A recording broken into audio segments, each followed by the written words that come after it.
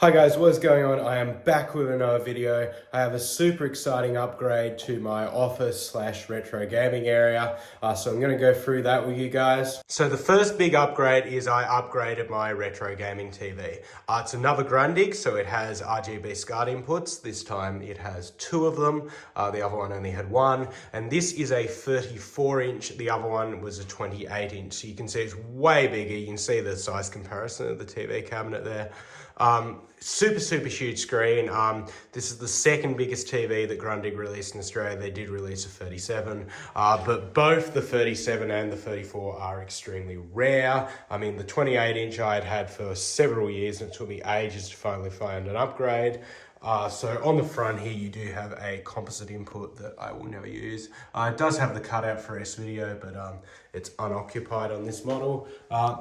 So around the back, you can see we've got two SCART inputs there, one of which has got an S-Video adapter, which that VCR is hooked up to, and the other one is hooked up via RGB, and you can see I have my switch box there with all of my consoles hooked up to it. Now, I do have a few upgrades here too. I have an N64 that has this really cool retro-bit wireless controller.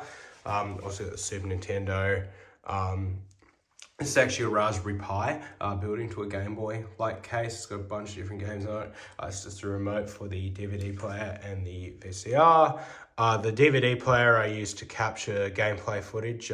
It has a RGB input so it can directly record gameplay footage, and the VCR is just on top there.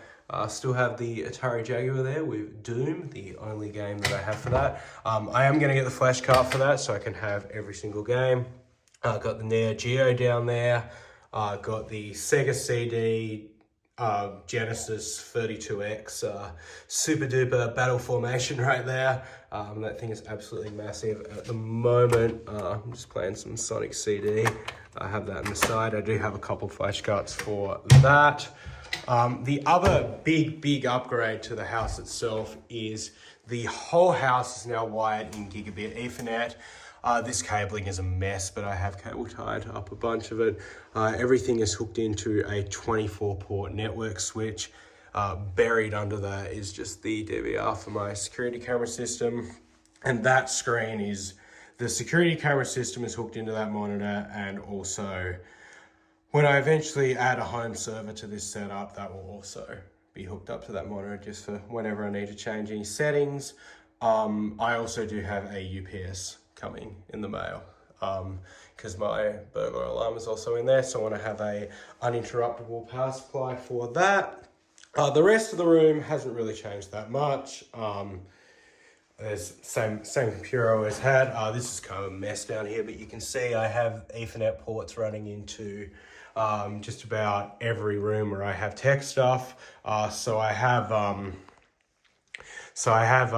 four. One of them is an input. The other four are outputs. So I have four Ethernet ports in here. I have four behind my TV in my living room, two in my bedroom, and 6 in the theater room. So now I'm going to power on this TV and just give you guys a bit of demo. I just had it off just so you guys didn't have to hear the CRT hiss. So we'll boot it up and you guys can see the improvement. So here we are, booting up. I definitely think the Sega CD has the coolest intro music of any game system. I am trying to shoot this in 60 frames per second just so you guys don't get the weird flicker effect.